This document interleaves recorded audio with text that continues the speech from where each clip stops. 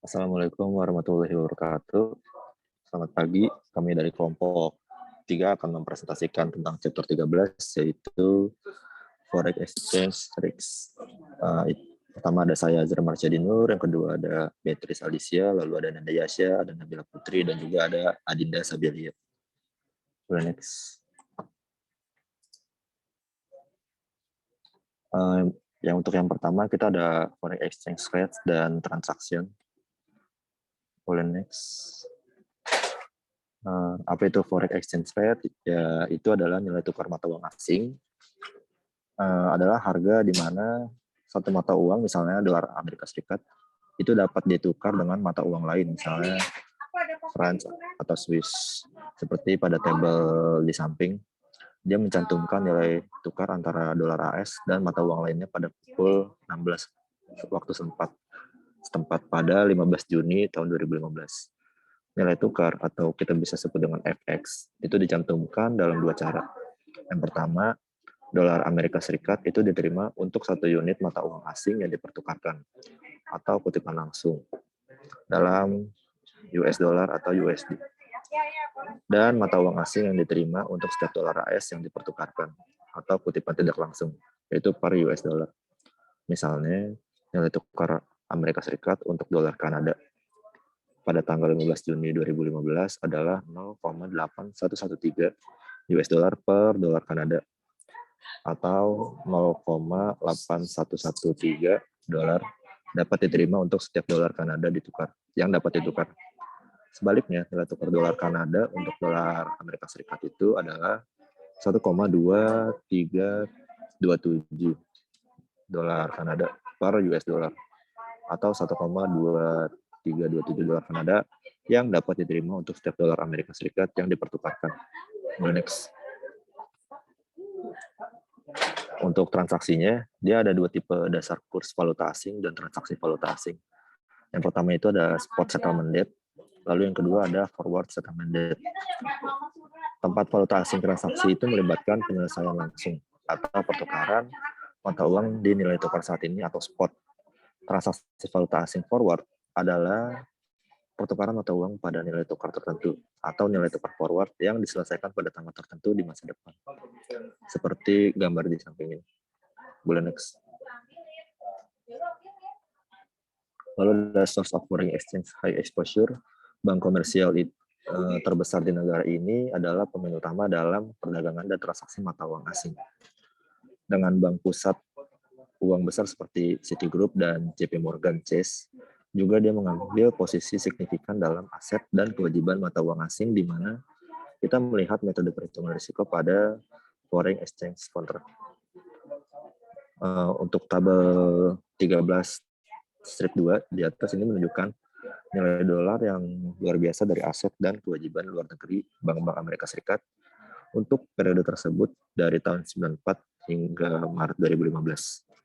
Untuk angka pada tahun 2015, untuk aset asingnya adalah sebesar 432,5 miliar US dollar dengan kewajiban luar negeri sebesar 278 miliar US dollar. Seperti yang bisa kita lihat, kedua kewajiban mata uang asing dan aset itu tumbuh hingga tahun 97 dan kemudian turun dari 98 hingga 2000. Boleh next. Lalu ada foreign exchange rates, volatility, dan FX exposure. Potensi ukuran exposure FX dari lembaga keuangan dapat diukur dengan menganalisis aset, kewajiban, dan ketidakcocokan perdagangan mata uang di neraca dan yang mendasari volatilitas pergerakan nilai tukar.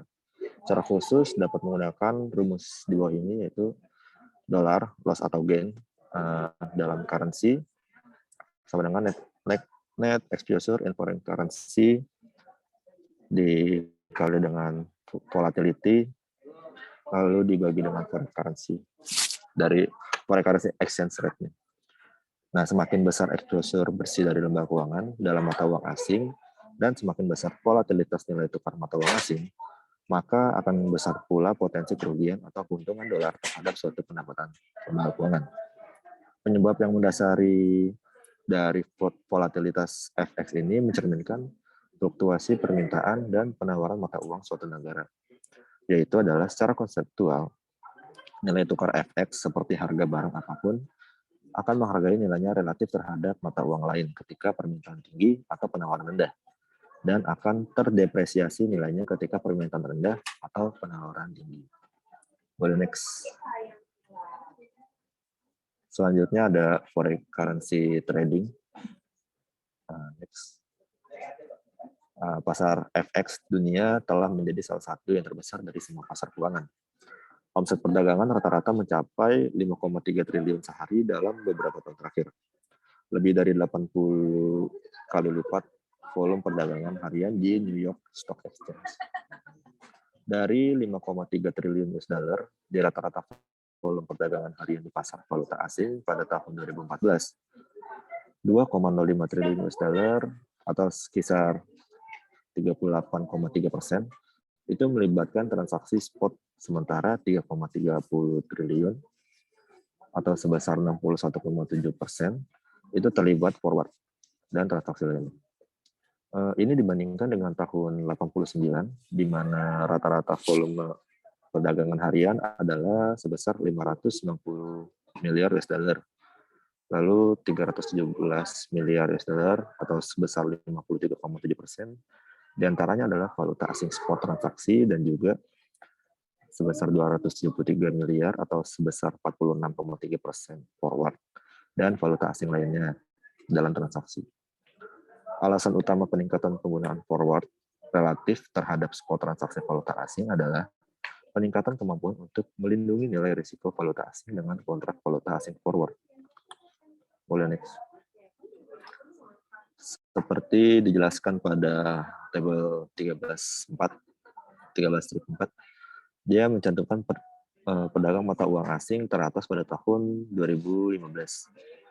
Yang teratas ini ada 4 bank yang beroperasi di pasar, yaitu ada Citigroup sebesar 16,04%, lalu ada Deutsche Bank sebesar 15,67%, ada Barclays sebesar 10,91%, dan ada UBS sebesar 10,88%.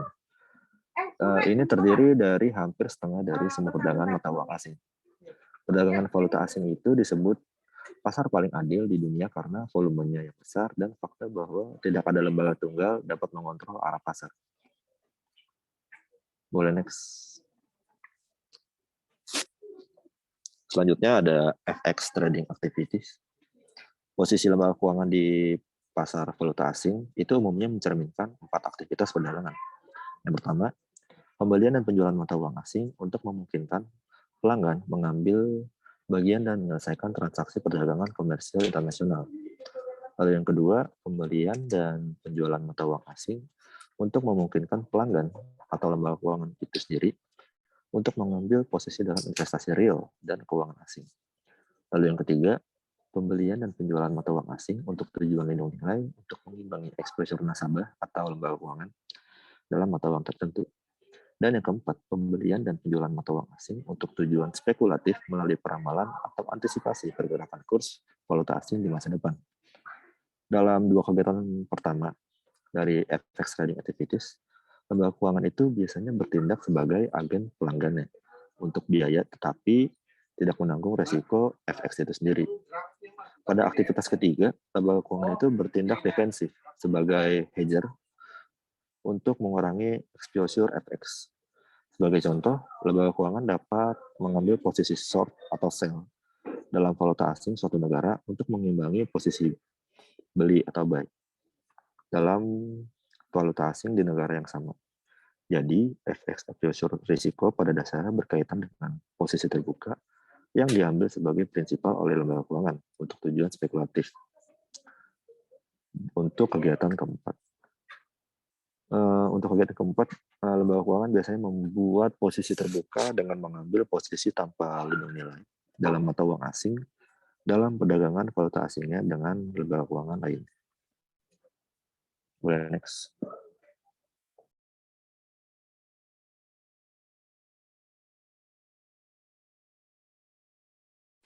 Selanjutnya, foreign asset and liability position.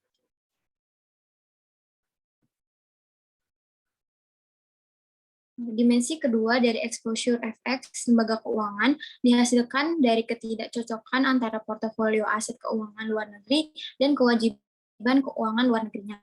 Seperti yang dibahas sebelumnya, lembaga keuangan adalah mata uang asing jika asetnya dalam mata uang tersebut melebihi kewajibannya. Sementara itu, pendek mata uang asing jika kewajibannya dalam mata uang itu melebihi asetnya. Aset keuangan asing mungkin termasuk obligasi dalam mata uang franc, Swiss, pound, Inggris, surat berharga bermata emas, atau obligasi Meksiko berdenominasi peso. Luar negeri berkewajiban keuangan mungkin termasuk menerbitkan CD pound Inggris atau mata uang yen obligasi di euro markets untuk mengumpulkan dana yen. Globalisasi pasar keuangan telah menciptakan berbagai kemungkinan besar untuk mengumpulkan dana dalam mata uang lainnya daripada mata uang rumah. Hal ini penting bagi lembaga keuangan yang ingin tidak hanya melakukan diversifikasi sumber dan penggunaan dana mereka, tetapi juga mengeksploitasi ketidaksempurnaan dalam perbankan asing pasar yang menciptakan peluang untuk pengembalian aset yang lebih tinggi atau biaya pendanaan yang lebih rendah. Next. Selanjutnya, the return and risk of foreign investment. Bagian ini membahas dimensi ekstra pengembalian dan risiko dari penambahan modal asing aset dan kewajiban mata uang ke portofolio lembaga keuangan, seperti aset dan kewajiban domestik, keuangan atau pengembalian yang dihasilkan dari perbedaan antara pendapatan kontraktual dan biaya yang dibayarkan atas suatu sekuritas. Dengan aset dan kewajiban asing, bagaimanapun keuntungan atau pengembalian juga dipengaruhi oleh perubahan nilai tukar mata uang asingnya.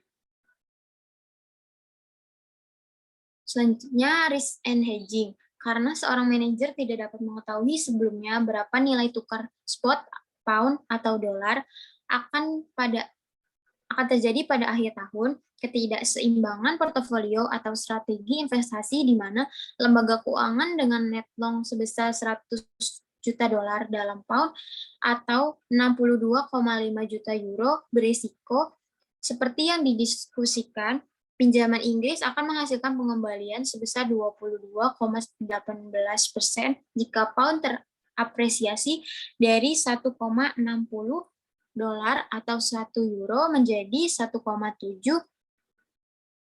dolar atau 1 euro, tetapi akan menghasilkan pengembalian hanya sebesar 4,22% jika pound terdepresiasi nilainya terhadap dolar menjadi 1,45 dolar atau 1 euro. Pada prinsipnya, manajer lembaga keuangan dapat mengontrol skala exposure FX dengan lebih baik di dua cara utama. Yang pertama, lindung nilai di neraca dan lindung nilai di luar neraca. Yang pertama itu lindung nilai neraca melibatkan membuat perubahan pada aset neraca dan kewajiban untuk melindungi keuntungan lembaga keuangan dari risiko FX.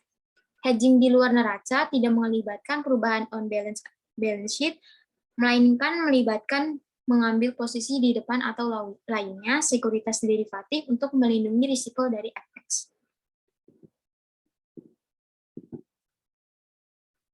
Selanjutnya, on balance sheet hedging. Misalkan alih-alih mendanai investasi 100 juta dolar dalam 15% pinjaman Inggris dengan CD Amerika Serikat, manajer lembaga keuangan mendanai pinjaman Inggris dengan 100 juta dolar setara 1 tahun pond CD pada tingkat 11%, seperti yang diilustrasikan pada penot B dari gambar 13.3. Sekarang neraca bank akan terlihat seperti ini.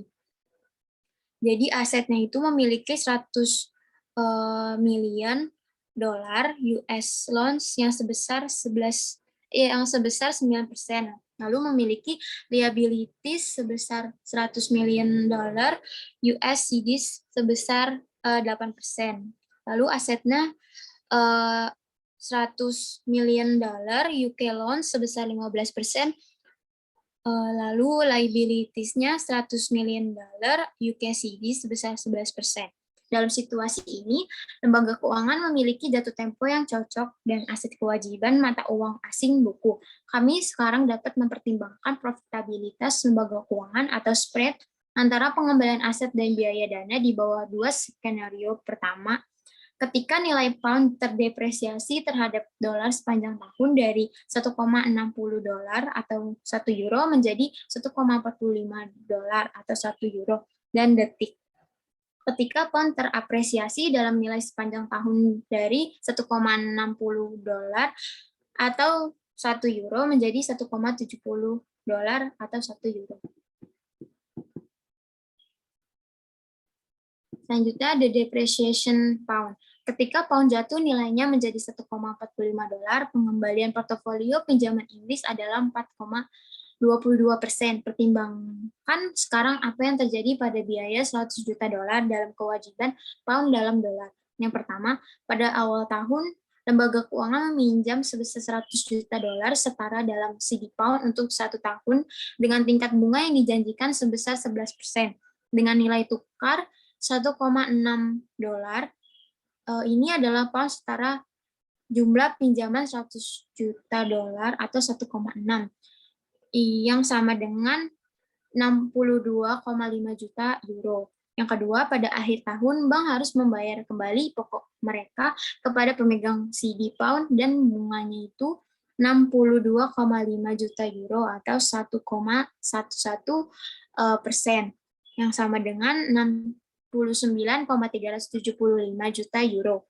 Jika pound terdepresiasi menjadi 1,5 dolar sepanjang tahun, pembayaran dalam dolar adalah 69,375 juta euro dikali 1,45 dolar sama dengan 100,59 juta dolar atau biaya dana dolar sebesar 0,59%. Average return on asset-nya yaitu 0,5 dikali 0,09 ditambah 0,5 dikali 0,0422 sama dengan 0,0661 sama dengan 6,61%. US asset return ditambah UK asset return, hasilnya didapatkan overall return. Selanjutnya, average cost fund-nya 0,5 dikali 0,08 ditambah 0,5 dikali 0,0059 sama dengan 0,04295 sama dengan 4,295%. US cost of fund ditambah UK cost of fund sama dengan overall cost. Lalu net return-nya, average return on asset dikurang average cost of funds-nya 6,61% dikurang 4,295%, hasilnya 2,315%. Di appreciation pound-nya, ketika pound terapresiasi sepanjang tahun dari 1,6 dolar menjadi 1,7 dolar, pengembalian atas Inggris pinjaman sama dengan 22,188. Sekarang pertimbangkan biaya dolar CD 1 tahun Inggris di akhir tahun ketika lembaga keuangan Amerika Serikat harus membayar pokok dan bunga kepada pemegang CD adalah 69,375 juta euro dikali 1 dolar sama dengan 117,9375 juta dolar atau cost of fund dollar sebesar 17,9375%. Jadi pada akhir tahun, next, average return on asset-nya 0,5 dikali 0,09 ditambah 0,5 dikali 0,22188 sama dengan 0,15594 atau dalam persennya yaitu 15,594%.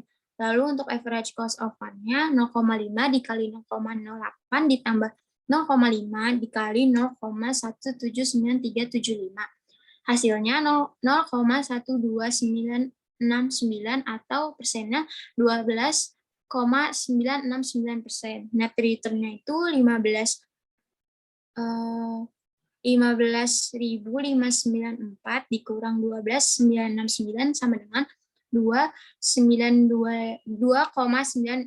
2,625%. Perhatikan bahwa meskipun lembaga keuangan terkunci dalam pengembalian positif saat mengatur jaring exposure valuta asing di neraca menjadi nol, pengembalian bersih masih fluktuatif.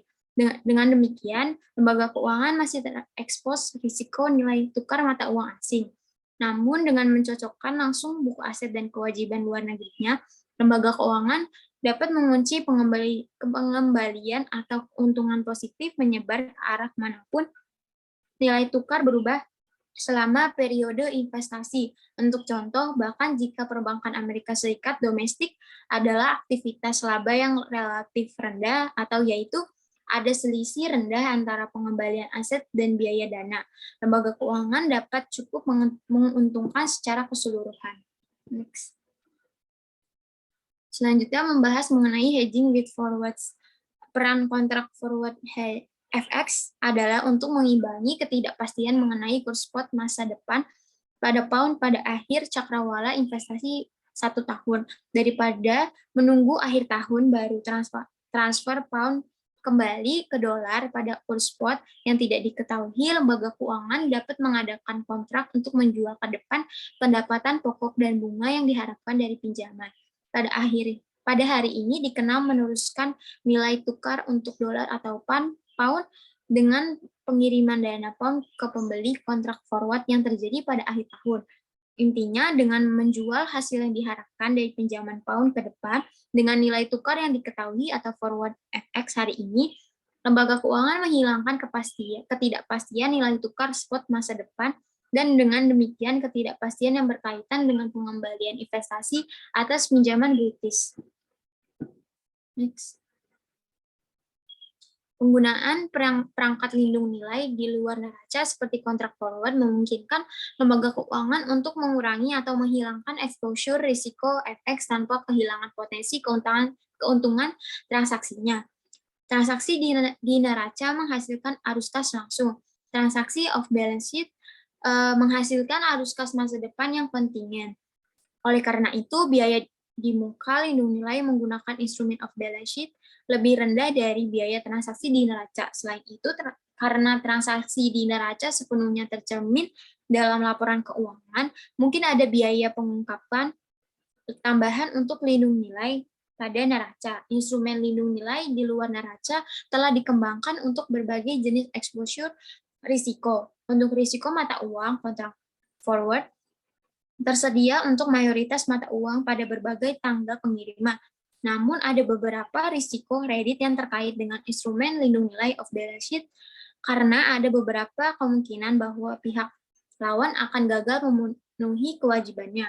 Exposure risiko kredit ini diperburuk dalam negosiasi pasar seperti pasar forward, tetapi dimitigasi untuk lindung nilai yang diperdagangkan di bursa instrumen seperti kontrak berjangka. Selanjutnya adalah multi-currency ranging asset liability positions, di mana banyak lembaga keuangan termasuk bank, reksadana, dan dana pensiun memegang posisi aset kewajiban multi mata uang.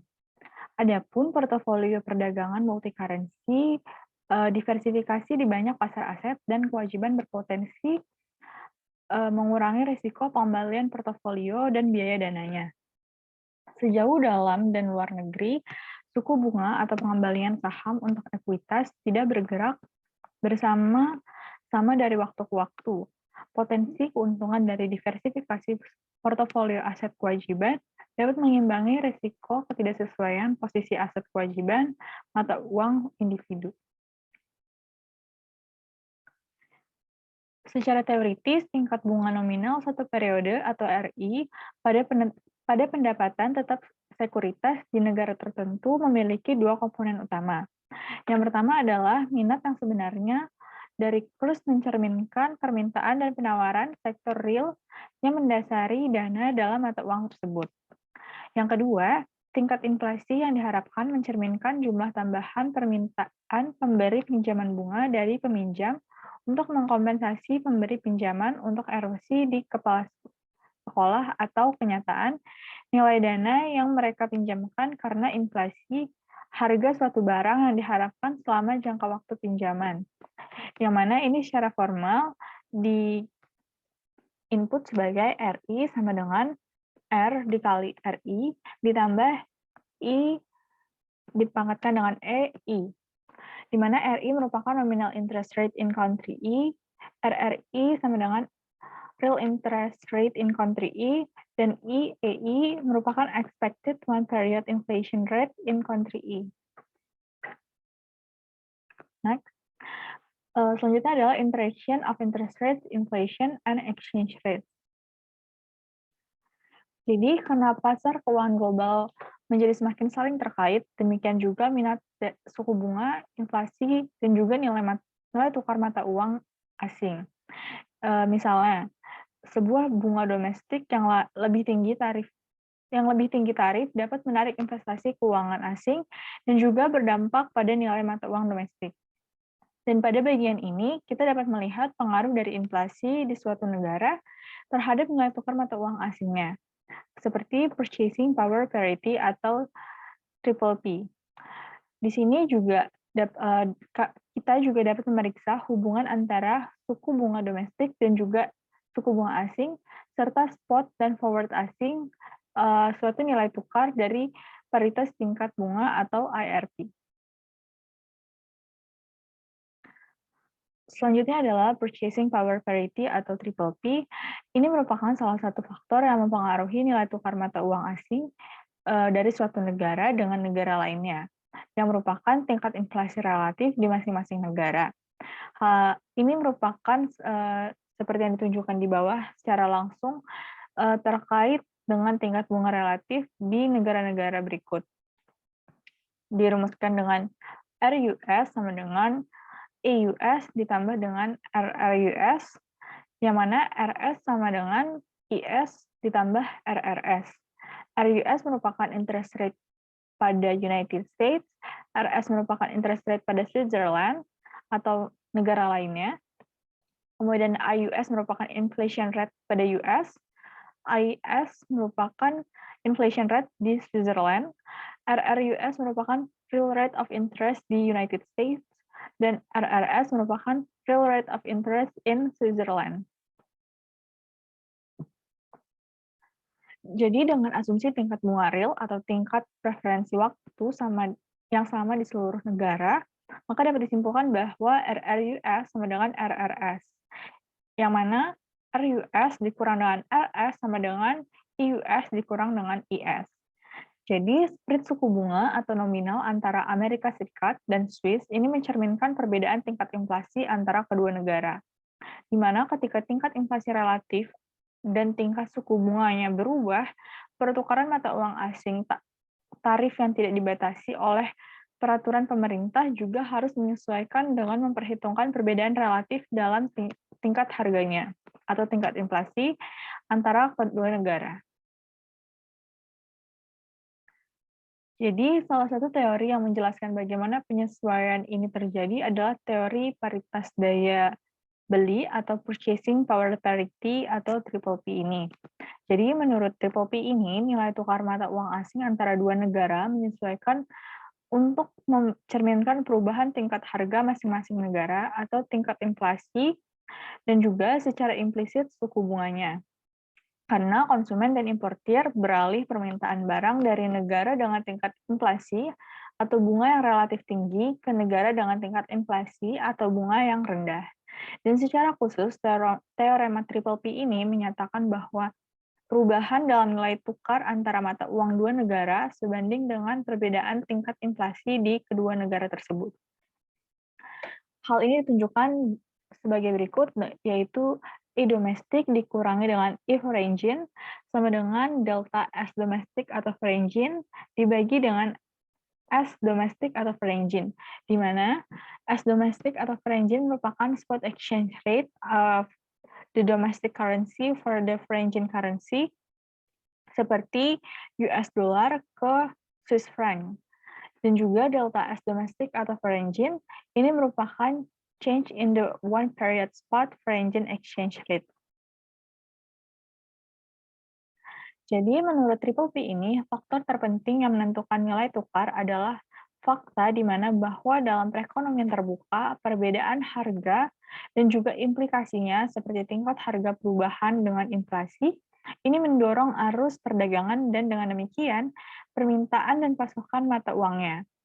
Teori Triple P ini juga umumnya harus diterapkan hanya untuk analisis yang jangka panjang. Menurut Triple P juga perbedaan harga dan perubahan yang dihasilkan dalam arus perdagangan serta permintaan dan penawaran mata uang pada titik tertentu akan menyamakan pembelian kekuatan mata uang dan ini juga sering membutuhkan waktu beberapa tahun untuk terjadi. Selanjutnya adalah interest rate parity theorem. Hubungan khusus yang menghubungkan nilai tukar spot, suku bunga jangka pendek, serta nilai tukar forward ini digambarkan sebagai teorema paritas suku bunga atau IRPT. Secara intuitif juga IRPT ini menyeratkan bahwa dengan melakukan lindung nilai di pasar nilai tukar forward, investor menyadari hal yang sama pengembalian baik berinvestasi di dalam negeri atau di luar negeri. Ini juga disebut sebagai hubungan tanpa arbitrase yang mana bahwa investor tidak dapat membuat pengembalian bebas risiko dengan mengambil posisi penyeimbang di pasar domestik dan juga luar negeri. Yang artinya juga dilindung nilai pengembalian dolar atas investasi asing sama dengan pengembalian investasi domestik. Kesetaraan akhirnya antara biaya dana domestik dan pengembalian lindung nilai atas aset asing atau IRPT ini dapat dinyatakan sebagai berikut, yaitu 1 ditambah dengan R pangkat D UST sama dengan 1 per ST dikali 1 tambah R pangkat 1 UKT dikalikan dengan FT, di mana 1 ditambah R pangkat D UST ini merupakan 1 plus interest rate dari US. See this for the financial institution at time T-nya. Lalu untuk ST ini merupakan dolar dibagi dengan pound sterling spot exchange rate pada time T-nya. Kemudian 1 plus R dipangkatkan dengan LUKT ini merupakan 1 plus interest rate pada UK United Kingdom, CD pada time T-nya, dan juga FT merupakan dolar dibagi dengan pound sterling forward exchange pada time T-nya. Ini dapat dimisalkan sebagai karat D sama dengan 8% dan karat L sama dengan 11%. Seperti pada contoh sebelumnya. Sebagai financial institution pindah ke lebih banyak CD Inggris atau UK, ini dapat dianggap sebagai nilai tukar spot untuk membeli pound sterling naik dari 1,6 dolar per 1 pound sterling hingga 1,63 dolar per 1 pound sterling. Jadi dalam equilibrium, nilai tukar ke depan harus turun ke 1,5859 dolar per 1 pound sterling untuk menghilangkan sepenuhnya daya tarik investasi Inggris bagi financial institution AS pengelolanya. Hal ini ditunjukkan dengan sebagai berikut, 1,08 sama dengan 1 dibagi 1,63 dikalikan dengan 1,11 dikalikan dengan 1,5859. Ini adalah hubungan tanpa arbitrase dalam arti bahwa dolar yang dilindungi nilai kembali ke luar negeri dengan investasi sama dengan biaya dolar financial institution untuk CD domestik. Menata ulang IRPT dapat menjadi diekspresikan sebagai berikut, yaitu R pangkat D UST dikurangkan dengan R pangkat L UKT dibagi dengan 1 plus R pangkat L UKT, ini serupa dengan FT dikurangi ST dibagikan ST. Jadi 0,08 dikurangi dengan 0,11 dibagi dengan 1,11 serupa dengan 1,5859 dikurangi dengan 1,63 dibagi dengan 1,63, yaitu keduanya memiliki hasil negatif 0,0270. Artinya selisih diskonto antara suku bunga domestik dan juga asing adalah kira-kira sama dengan persentase spread antara nilai tukar forward dan spot.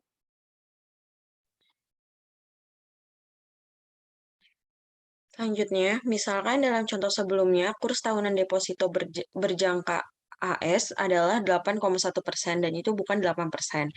Dalam hal ini akan menguntungkan bagi investor untuk menempatkan kelebihan dana di AS daripada deposito di Inggris. Dan peluang arbitrase yang ada menghasilkan aliran dana dari deposito berjangka Inggris ke deposito berjangka Amerika Serikat. Menurut IRPT, aliran dana ini akan dengan cepat menaikkan dolar Amerika Serikat yang dimana nilai tukar pound Inggris hingga peluang keuntungan potensial dari deposito Amerika Serikat dihilangkan. Dan implikasi dari IRPT ini adalah bahwa dalam pasar yang kompetitif untuk deposito, pinjaman, dan devisa, serta potensi peluang keuntungan dari investasi luar negeri bagi manajer lembaga keuangan, kemungkinannya kecil dan cepat berlalu. Dan pelanggaran jangka panjang dari IRPT kemungkinan besar terjadi hanya jika ada ketidaksempurnaan besar dalam deposit internasional, pinjaman, dan pasar keuangan lainnya, di mana termasuk hambatan arus keuangan lintas batas. Sebagai contohnya, pada akhir tahun 2014, stimulus moneter yang dilakukan oleh Bank of Japan adalah dimaksudkan untuk menghasilkan yen yang lebih murah, dan dengan demikian dolar lebih kuat. Dan kepindahan tersebut menyebabkan harga pasar obligasi Amerika Serikat itu naik dan imbal hasil obligasinya menurun. Pedagang mata uang asing meminjam yen dengan tingkat bunga yang sangat rendah, yaitu mendekati 0. Dan yen dikonversi ke dolar dan diinvestasikan dalam US Treasuries dengan hasil yang jauh lebih tinggi daripada bunganya dan biaya untuk yen yang dipinjam. Pembelian ini mendorong harga obligasi Amerika Serikat dan selama yen tidak naik nilainya, pedagang memperoleh keuntungan yang besar terutama mereka yang menggunakan leverage tinggi. Dan untuk kesimpulan pada bab ini adalah menganalisis sumber risiko FX yang dihadapi oleh manajer lembaga keuangan. Dan risiko seperti itu muncul melalui ketidakcocokan perdagangan mata uang asing dan atau posisi aset kewajiban asing dalam mata uang individu. Sementara ketidakcocokan seperti itu bisa menguntungkan jika perakiraan FX terbukti hasil dan volatilitas yang benar, dan jika tidak terduga, dapat menimbulkan kerugian yang signifikan pada FI. Mereka mengancam profitabilitasnya dan pada akhirnya solvabilitasnya dengan cara yang mirip dengan suku bunga dan rasio likuiditas. Dan bab ini juga membahas tentang kemungkinan cara untuk mengurangi resiko-resiko tersebut, termasuk melindungi nilai langsung melalui pembukuan aset kewajiban asing yang sesuai, melindungi nilai melalui kontrak forward, dan lindung nilai melalui diversifikasi portofolio aset dan kewajiban asing. Selanjutnya ada tugas question and problems pada chapter 9. Yang pertama, question and problem di 10 yaitu sebuah perusahaan asuransi menganalisis 3 obligasi dan menggunakan durasi sebagai ukuran risiko suku bunga. Ketiga obligasi tersebut diperdagangkan dengan imbal hasil hingga jatuh tempo 10% dan memiliki nilai nominal sebesar $10.000 dan memiliki 5 tahun hingga jatuh tempo. Obligasi hanya berbeda dalam jumlah bunga kupon tahunan yang mereka bayarkan, yaitu 8%, 10%, dan 12%. Lalu yang diminta, yang pertama, berapa durasi untuk obligasi 5 tahun, dan yang kedua, apa hubungan antara durasi dan jumlah bunga kupon yang dibayarkan. Untuk jawaban yang pertama, yang A, di mana diketahui YTM-nya itu sebesar 10% atau 0,10 dan par value-nya sebesar $10.000 dan maturity-nya selama 5 tahun dan annual coupon interest-nya sebesar 8%, 10%, dan 12%. Lalu di sini kita mencari DFT yaitu dengan rumus 1 per 1 plus YTM pangkat T, di mana untuk CVT 1 sampai 4 itu sama dengan annual coupon interest dikali par value. Tetapi untuk CFD T5 yaitu annual coupon interest dikali par value lalu ditambah lagi dengan par value. Maka didapatkan untuk tahun pertama DFT-nya sebesar 0,909091, lalu di tahun kedua sebesar 0,826446, di tahun ketiga sebesar 0,751315, di tahun keempat sebesar 0,683013, dan di tahun kelima sebesar 0,620921. Lalu untuk annual coupon interest-nya yang sebesar 8%, Untuk CFT di tahun pertama itu sebesar $800, di FT-nya sebesar 0,909091, lalu untuk CFT dikali DFT-nya sebesar 727,27, lalu untuk CFT dikali DFT dan dikali T itu hasilnya $727,27. Lalu untuk di tahun kedua CFT-nya sebesar $800, DFT-nya sebesar 0,826446, lalu CFT dikali DFT sebesar $661,16, dan CFT dikali DFT dikali T sama dengan $1,322,32.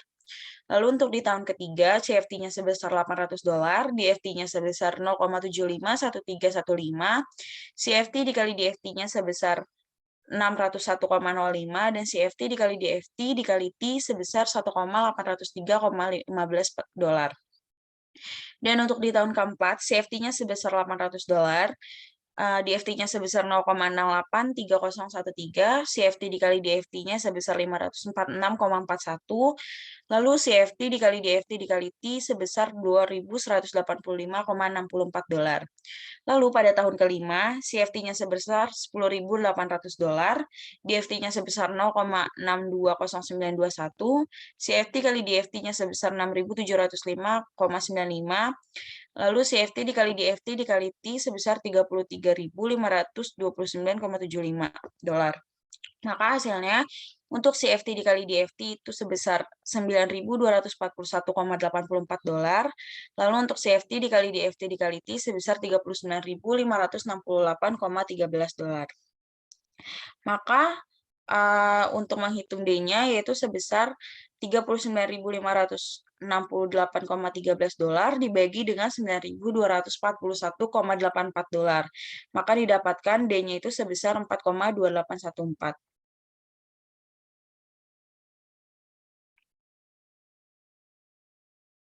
Lalu untuk annual coupon interest yang 10%, CFT-nya pada tahun pertama sampai keempat sebesar $1.000, lalu untuk DFT-nya pada tahun pertama sebesar 0,9091, untuk CFT kali DFT-nya sebesar 909,09, untuk CFT dikali DFT kali T-nya sebesar 900,09. Lalu untuk DFT pada tahun kedua sebesar 0,826446, CFT kali DFT-nya sebesar $826,45, lalu untuk CFT dikali DFT kali T sebesar $1.652,9.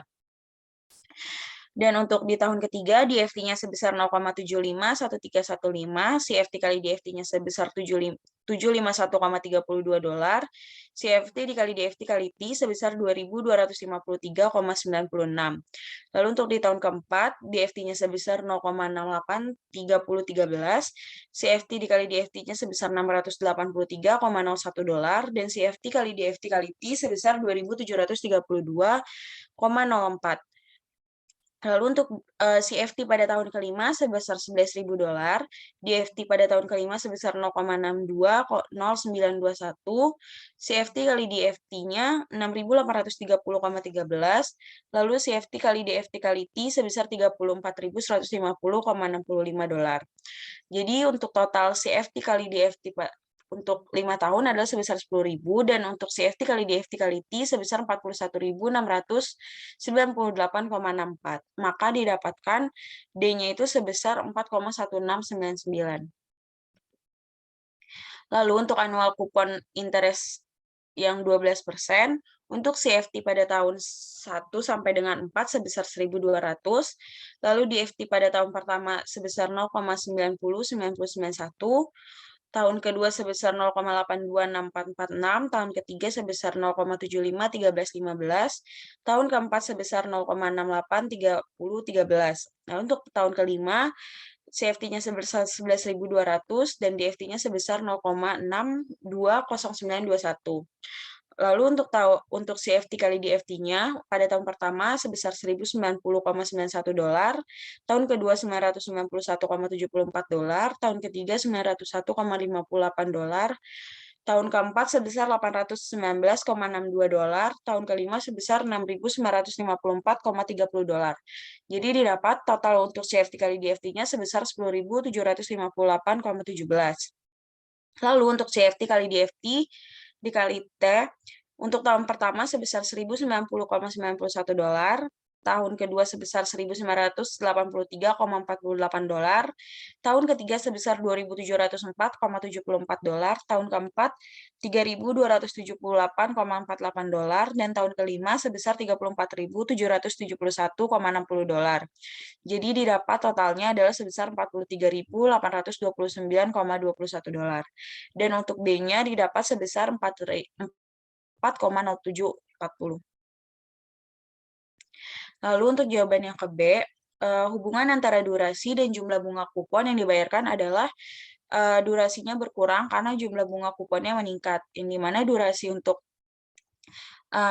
4,2814 itu di kupon rate 8%, lalu di durasi 4,1699 itu di kupon rate 10% dengan selisih perubahan minus 0,1115, dan durasi 4,0740 itu di kupon rate 12% dengan selisih perubahannya minus 0,0959.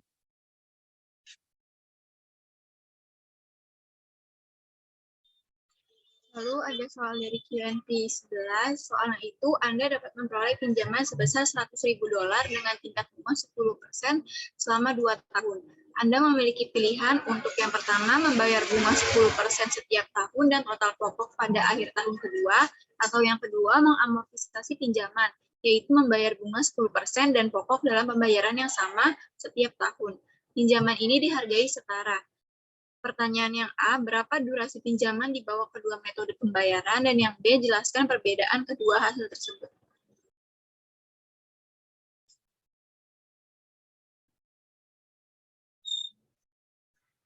Jawaban yang A, itu yang pertama ada kondisi dengan metode 2-year loan, principal and interest at end of year 2. Jadi par value-nya itu 100.000, yield to maturity-nya 0,10, kuponnya 0, dan maturity-nya 2. Dan dengan kondisi no annual payments. Jadi di periode yang pertama, cash flow-nya itu sebesar $0, lalu present value-nya itu atau PVIF-nya itu 0,9, 0909, lalu PV of cash flow-nya itu 0, jadi PV dikali cash flow dikali time-nya itu $0.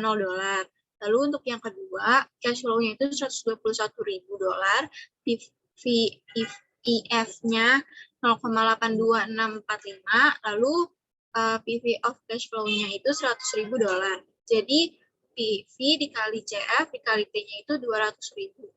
Lalu dapat price-nya itu sebesar $100.000.